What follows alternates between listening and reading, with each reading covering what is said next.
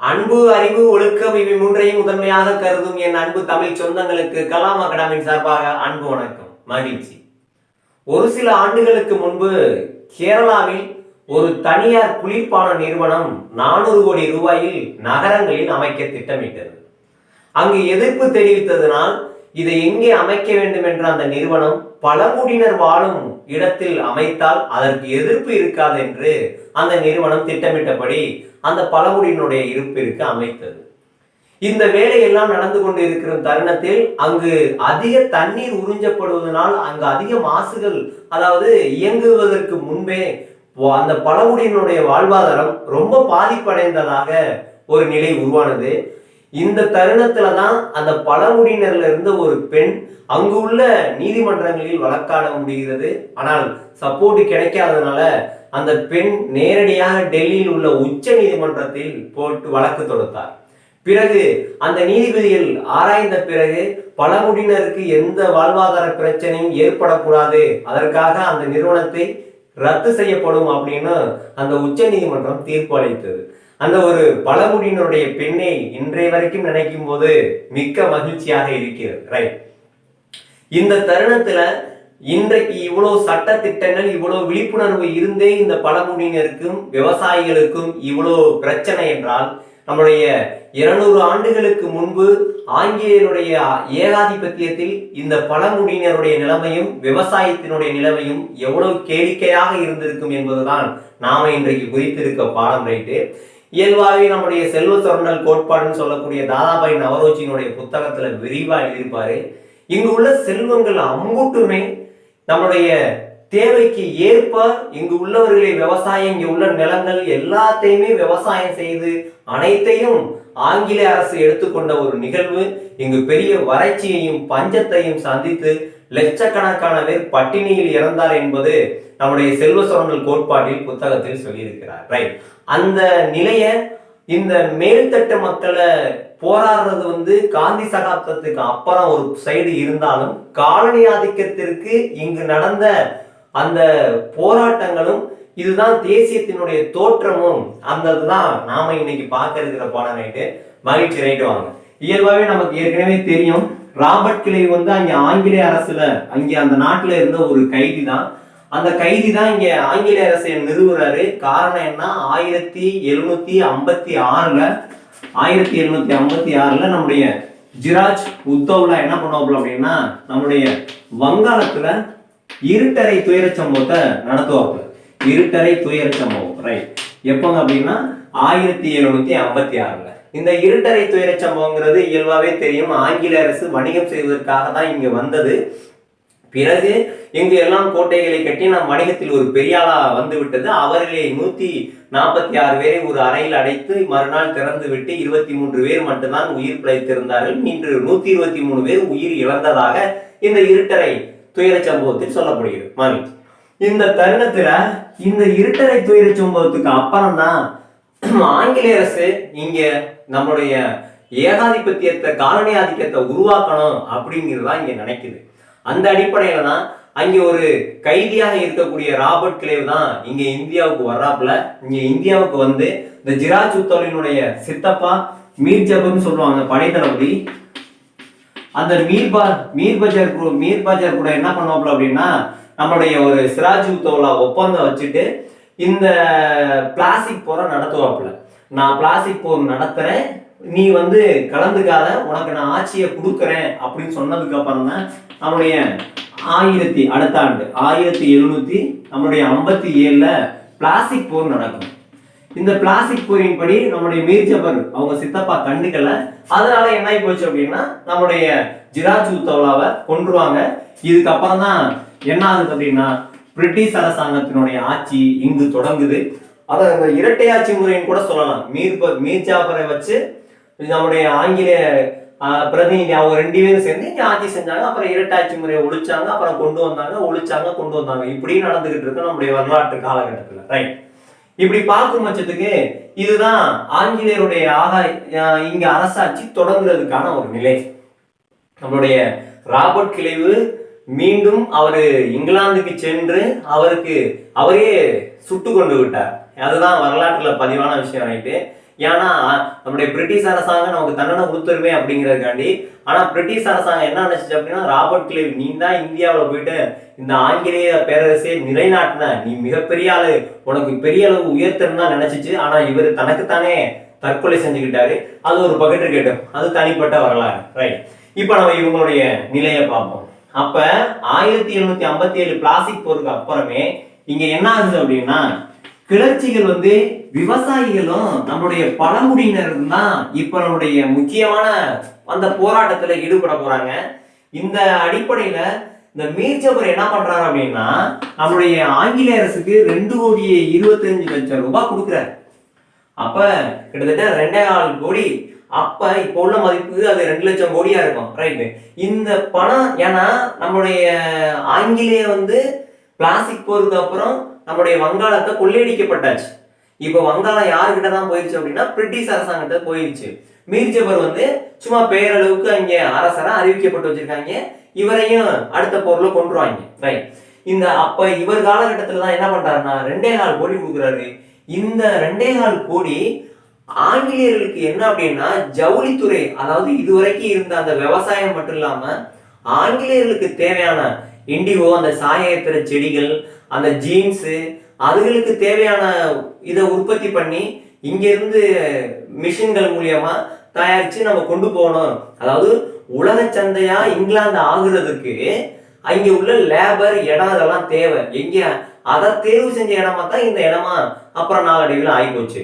அதான் அவன் அது கிட்டத்தட்ட அதான் சொல்லியிருப்பான் புத்தகத்துல, இது ஒரு 190 ஆண்டு காலமாக இந்த போராட்டம் நடந்துச்சு. அவனுடைய எண்ணத்தை விரட்டி அடிக்கிறது. சரி, மகிழ்ச்சி. வாங்க இப்ப நம்முடைய அடுத்த கட்ட நிலை என்ன அப்படின்னா, நம்முடைய முக்கியமான பராசி இயக்கம் அப்படிங்கிற இயக்கம் தான். இது எங்க ஆரம்பிக்கப்பட்டுச்சு அப்படின்னா, வங்காள பகுதி தான். இது அந்த விவசாயிகளுக்கும் பிளஸ் அந்த நம்மளுடைய சரி என்ன இயக்கம் அப்படின்னா பராசி இயக்கம். இந்த பராசி இயக்கத்தை பொறுத்தளவு யார் தோட்டி வச்சிருப்பா அப்படின்னா, நம்முடைய ஹாஜி ஹரித்துல்லா அவர் தான் தோட்டி வச்சிருப்பாப்ல. ரைட், ஹாஜி ஹரித்துல்லா இந்த ஹாஜி ஹரித்துல்லா தான் இந்த பராசி இயக்கத்தை வங்காளத்துல தோற்றிருப்பாப்புல. தோற்றி வச்சதுக்கு அப்புறம் இஸ்லாமியத்துக்கு எதிராக செயல்படுறவங்கள நம்ம ஒண்ணும் செய்யக்கூடாது, எதிராக செயல்படக்கூடாது அப்படின்னு தன்னுடைய உறுப்பினர்களுக்கெல்லாம் சொல்லுவாரு. இந்த பராசி இயக்கம் எங்க தோற்றுவிக்கப்படுதுன்னா வங்காள பகுதியில தான். நம்முடைய ஹாஜி ஹரித்துல்லா தான் இதை தோற்றுவிப்பாங்க. மகிழ்ச்சி. இயல்பா நம்ம புரிஞ்சிக்க வேண்டிய ஒரு விஷயம், மன்னருக்கும் ஜமீனுக்கு என்ன டிஃப்ரெண்ட் அப்படின்னா, மன்னருங்கிறது சேர சோழ பாண்டியர்கள், மூவேந்தர்கள் அப்படி நம்மளுடைய பாரம்பரியம், அவங்க மன்னர்கள். ஜமீன்கிறது என்ன அப்படின்னா, பிரிட்டிஷ்காரனுடைய காலகட்டத்துல தான் இந்த ஜமீன் முறைங்கிறது ஒண்ணு உருவானுச்சு. நம்ம நினைக்கிறது மாதிரி ஒரு உயர்ந்த தன்மை அது கிடையாது. அது என்ன அப்படின்னா, இப்போ ஒரு 200-300 ஏக்கரை பிரிட்டிஷ்காரன் ஒரு ஆள்கிட்ட கொடுத்துருவான். அவன் நேரடியா வரி வசூல் பண்ண முடியாது. அப்ப நீ அந்த 200-300 ஏக்கரை விவசாயம் பண்ணி அங்க உள்ள ஆளுகளை வச்சு நீ வசூலிச்சு எனக்கு நீ பணம் கொடுக்கணும். அப்பனா இந்த ஜமீன் வந்து ஆங்கிலேயர்களுக்கு சப்போர்ட் ஆனவங்க தான். அப்ப ஜமீனுங்கிறது தன்மை வேற, மன்னருங்கிற தன்மை வேற. அப்ப இந்த இப்ப இதுதான் இந்த பராசி இயக்கம் வந்து என்ன பண்ணுது அப்படின்னா, நம்மளுடைய இந்த ஜமீன் கூடக்கும் விவசாயிகளுக்கும் போராட்டம் நடக்குது. இந்த ஜமீனை வந்து எதுக்கணும், இந்த ஜமீனுக்கு ஆதரவா இருக்கிற ஆங்கிலேயரையும் எதுக்கணும். அதுதான் இந்த ஹாஜி ஹரித்துல்லாவினுடைய ஒரு நிலையா இருந்துச்சு. இவர் என்ன பண்ணிடுவார் அப்படின்னா, 1839 நம்முடைய ஹாஜி ஹரித்துல்லா என்ன பண்ணிடுவார்னா இறந்து போயிடுவாரு. இறந்து போனதுக்கு அப்புறம் யார் ஆட்சிக்கு வருவார்னா, இவங்களுடைய மகன் டுடுக் மியான் தான் ஆட்சிக்கு வருவாப்புல. மியான் எப்படி சொல்லி கூப்பிடுவான்னு தெரியல. ரைட், இந்த டுடுக் மியான் தான் ஆட்சிக்கு வருவாப்புல, இவருடைய பையன்.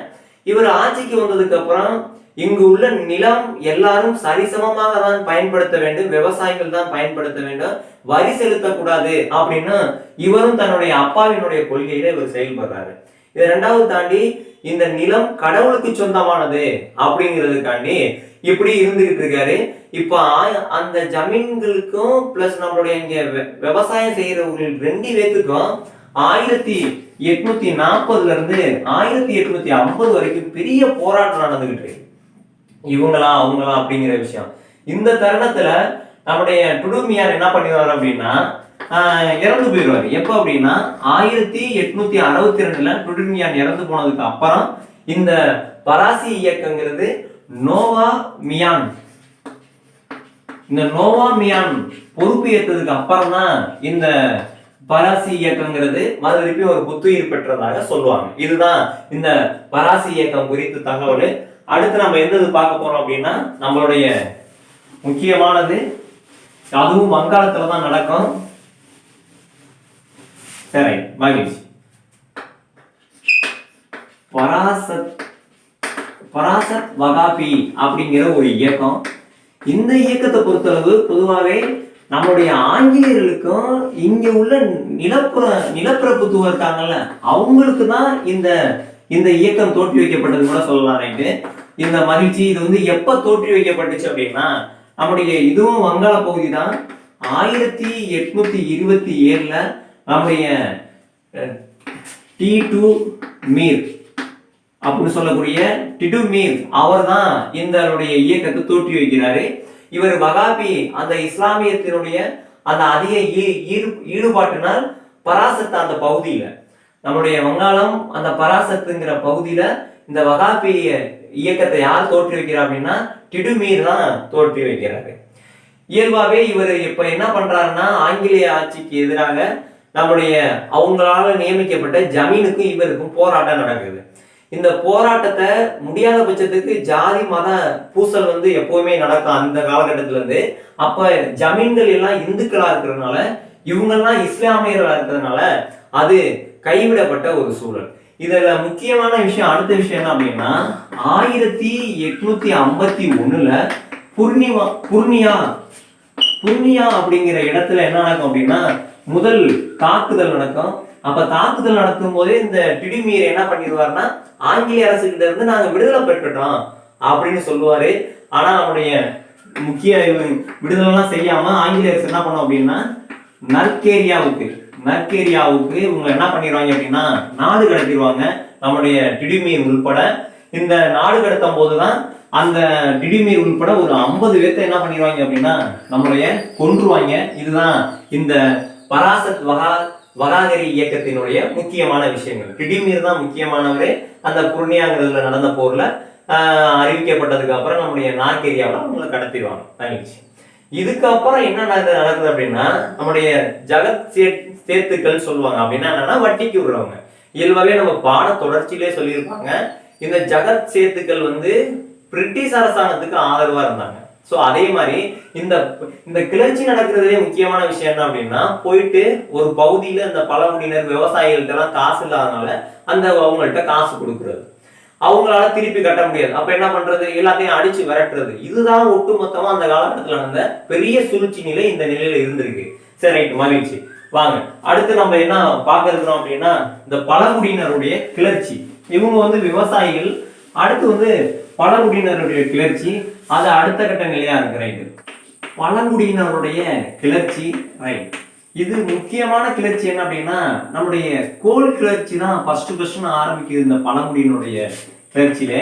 இயல்பான ஒரு கட்டத்துல கொடுத்துருக்காங்க, பழங்குடியினர் என்பது நவீன உலகம் சித்தரிக்கிற மாதிரி அது ஒரு தாழ்வான ஜாதிகிற முறை கிடையாது. எஸ்டி நம்முடைய இயல்பாகவே இந்தியாவில் இங்கு வாழ்ந்து கொண்டு இருக்கிறவர்களுக்கு எவ்வாறு ஒவ்வொரு கலாச்சாரம் இருக்கிறதோ அதே போல அவங்களும் ஒரு அங்கத்தினர். இங்கு சமவெளியில் வாழ்ந்தவர்கள் நம்முடைய மலை பிரதேசங்கள்ல வாழ்ந்தவங்க அப்படின்னு நம்மளுடைய அந்த கட்டத்துல கொடுத்துருக்காங்க.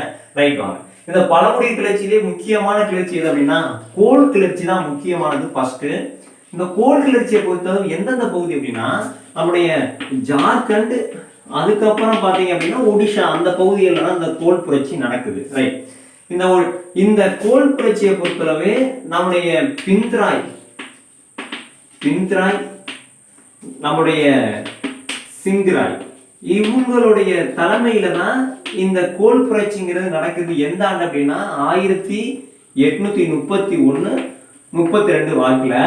இதுல அதாவது இது வந்து பகுதி ஜார்க்கண்ட், ஒடிஷா அப்படிங்கிறது இந்த கோல் கிளர்ச்சி நடக்கக்கூடிய பகுதி.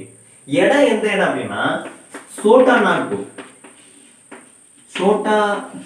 நாக்பூர், நம்முடைய ஜிங்பூங் அப்படின்னு சொல்லக்கூடிய இந்த ஜிங்பூங் ஜிங்புங் அப்படின்னு சொல்லக்கூடிய இந்த பகுதிகளில் தான் இந்த கோல் கிளர்ச்சிங்கிறது நடக்குது. இந்த சோட்டா நாக்பூர் அரசர் என்ன பண்றாரு அப்படின்னா, இந்த கோல் இது வந்து ஒரு பழங்குடியினர் சமூகம். கோல்ங்கிறது அந்த ஒரு சமூகத்தினுடைய பெயர். இங்க தோடா, கோத்தா, இருளா அப்படின்னு சொல்ற மாதிரி கோல்ங்கிறது அந்த சமூகம். அப்ப இந்த சோட்டா நாக்பூர் இவர் இந்த அரசன் என்ன பண்றாருன்னா, இங்கு உள்ள மக்கள்கிட்ட வந்து வரி வசூல் பண்றவர்கிட்ட அந்த வட்டிக்கு ஒரு பொறுப்பை கொடுக்குறாரு. அவன் என்ன பண்றான் அப்படின்னா, வட்டி கொடுக்காதவங்கள, வரி வசூல் செய்யாதவங்கள எல்லாத்தையும் துன்புறுத்தி அடிச்சு துரத்துற வேலையை பார்க்கறான். ஸோ இது இந்த கோல் பழங்குடியினருக்கு என்ன ஆகி போச்சு அப்படின்னா, ஒரு கோபத்தை உண்டாயிருச்சு. எங்க பகுதியில வந்து நீங்க இப்படியே பண்றீங்களா அப்படிங்கிறதுக்காண்டி அந்த அடிச்சு விரட்டினதுதான் இந்த கோல் கிளர்ச்சி. வேற ஒண்ணுமே கிடையாது. சோட்டா நாக்பூரி மன்னன் வந்து வரி வசூல் செய்யறதுக்காண்டி போடப்பட்ட ஆளை வந்து இந்த கோல் இனத்தவர்கிட்ட தவறா நடந்துகிட்டதுனால இவங்க 2 பேத்துக்கு நடந்ததுதான். இது வந்து முதல் இவங்களுடைய தனி இதெல்லாம் இவங்களெல்லாம் அடிச்சு விரட்டிட்டு இந்த பகுதியில தன்னை அரசனாகவே இந்த கோல் சமூகத்தினர் வந்து அழிச்சுக்கிட்டாங்க. அப்போ பழங்குடியினர் கிளர்ச்சியிலே ரொம்ப முக்கியமான கிளர்ச்சியா இது கருதப்படுது. ரைட்டு, இது பிரிட்டிஷ்காரனுடைய பயங்கரமான அடக்குமுறையில தான் இந்த கோல் கிளர்ச்சிங்கிறது முடிவுக்கு வந்துச்சு. அது வரைக்கும் ரொம்ப பெரிய நிலையில தான் நடந்துச்சு. இப்ப அடுத்து நம்ம என்ன பார்க்க போறோம் அப்படின்னா, முக்கியமான கிளர்ச்சி தான் அடுத்தது. ரைட்டு, அது என்ன அப்படின்னா நம்மளுடைய சாந்தேலர்கள் கிளர்ச்சி தான் நம்ம அடுத்து பார்க்கறது. ரைட்டு, இந்த சாந்தேலர்களுடைய கிளர்ச்சியை பொறுத்தளவு எங்க நடக்கும் அப்படின்னா, நம்முடைய அந்த கிழக்கு பகுதியில் வாழ்ந்துகிட்டு இருந்தவங்க தான் இந்த சாந்தேலர்கள். இவங்க பழங்குடியினர் தான். இப்ப இந்த புதுசா என்ன பண்றாங்க அப்படின்னா, ஜமீன்கள் வந்து இவங்க வாழக்கூடிய பகுதியில தங்கணும்னு நினைக்கிறாங்க. ஜமீன்கள் உருவாக்குறதுனால இந்த சாந்தேலருடைய பூர்வீகம் எந்த பகுதி அப்படின்னா ராஜ்மஹால். அந்த ராஜ்மஹாலை சுத்தி உள்ள பழங்குடியினர் தான் இந்த சாந்தேலர்கள். இந்த ராஜ்மஹாலுடைய பூர்வீகத்தை விட்டு இவங்க வெளியேற்றப்படுறதே இவங்களுடைய ஃபர்ஸ்ட் மோதல். ரெண்டாவது என்ன அப்படின்னா, ரயில்வே பணி நடக்குது, அதனாலேயே இவங்க வெளியேற்றப்பட வேண்டிய சூழல். மூணாவது, நம்முடைய வட்டிக்கு விட்டு இயல்பா இவங்களை வெளியேற்றக்கூடிய ஒரு நிலை. வட்டிக்கு விட்டு ஒரு இடத்தை விட்டு வெளியேற்றுறது வந்து அப்பைக்கு இருக்கக்கூடிய ஒரு முக்கியமானதா இருந்திருக்கு. இப்ப இருக்கான்னு தெரியல. சரி, இந்த இப்படி போயிட்டு இருக்க காலகட்டத்துலதான் நம்முடைய பீர் சிங் அப்படிங்கிற வார்த்தை. இந்த பீர் சிங் என்ன பண்றாப்ல அப்படின்னா, இந்த நம்முடைய மகாஜனங்கள் அப்புறம் நம்முடைய முக்கியமான வர்த்தகர்கள் இவங்க யார் அப்படின்னா, இவங்க அந்த புதுசா உருவாக்குறாங்கல்ல, இவங்களுக்கு எதிரானவங்க, இவங்க அங்க வரவங்க. இவங்களுக்கு இந்த பீர் சிங் என்ன பண்றாப்புனா, இந்த பகுதியில் வந்து பல கொள்ளை சம்பவத்தை நிகழ்த்துறாப்புல. 1854 கூட வச்சுக்கலாம். ரைட், இதுக்கப்புறம் இந்த ஜமீன் நீதிமன்றம் என்ன பண்ணுது அப்படின்னா, இந்த பீர் சிங்கை வர வச்சு அவமானப்படுத்தி அனுப்பிச்சு விடுறாங்க. அதனால இந்த பீர் சிங் என்ன பண்றாங்கன்னா, மீண்டும் இவங்களுக்கு வந்து பதிலடி கொடுக்குறாங்க.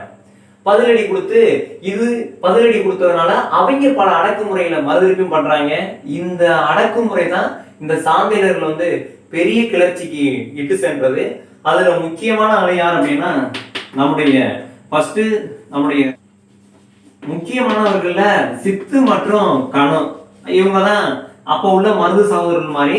அந்த சாந்தேலர்ல உள்ள ஒரு சகோதரர்கள் யார் வந்ததுன்னா சித்துங்கன்னு ஆளு. இந்த சித்தெல்லாம் நீங்க அந்த புத்தகத்துல கொடுத்துருக்காங்க, சேகுவாரா மாதிரி இருக்கிறாப்புல. ரைட், இந்த சித்துவும் கணுவும் என்ன பண்றாங்க அப்படின்னா, இவங்க சொல்றாங்க, அதாவது தேவ செய்தியில வந்து கடவுள்கிட்ட இருந்து வந்துருச்சு. என்ன அப்படின்னா, நம்முடைய இந்த மகாஜனங்களையும் காவல் அதிகாரியையும் நம்மளுடைய அதை தாண்டி வர்த்தகர்களையும் இவங்களெல்லாம் கொன்று குவிப்பதற்கு தேவ செய்தி வந்துருச்சு. அதனால இவங்களை நான் கொன்று குவிக்காம விட மாட்டேன். இவங்களை எதிர்க்கக்கூடியவங்களுக்கு அந்த குண்டுகள்லாம் நீராக மாறிடணும். இது வந்து தேவ செய்தி அப்படின்னு இவங்க 2 பேரும் அதை வச்சுதான் என்ன பண்றாங்க அப்படின்னா, 1855 ஒரு பெரிய புரட்சியே நடக்குது. அந்த கிளர்ச்சி நடந்ததுக்கு அப்புறம் 2 படை வீரர்களும் மோதிக்க வேண்டிய சூழல். ரைட்டு, இவங்கெல்லாம் ஒண்ணு சேர்ந்துக்கிறாங்க. இவங்களும் ஒண்ணு சேர்ந்துக்கிட்டு கிட்டத்தட்ட ஒரு 15,000 இருந்து 25,000 நம்முடைய சாந்தேலர்கள் வந்து என்ன பண்றாங்க அப்படின்னா இறந்து போயிடுறாங்க. இதுக்கப்புறம் நம்மளுடைய சாந்தேலர்களுக்குன்னு தனியா ஒரு சட்டம் 56 கொண்டு வந்து அதுக்கப்புறம் நம்முடைய பர்கானா அப்படிங்கிறத பிரிப்பாங்க. பர்கானாவா பிரிச்சு சாந்தேலர்கள் அப்படிங்கிறத இவங்களுக்குன்னு ஒரு சட்டம் கொண்டு இவங்க சரி வாழலாம், நீங்களும் இங்க தகுதியானவதான் அப்படின்னு சொன்னதுக்கு அப்புறம் தான் இந்த சாந்தேலருடைய கிளர்ச்சி முடிவடைஞ்சு. இதுக்கப்புறம் நம்ம பார்க்கக்கூடியது எது அப்படின்னா நம்முடைய முண்டா கிளர்ச்சி அப்படிங்கிறதான். அதுவும் ஒரு முக்கியத்துவம் வாய்ந்ததுதான் முண்டா கிளர்ச்சி. ரைட்.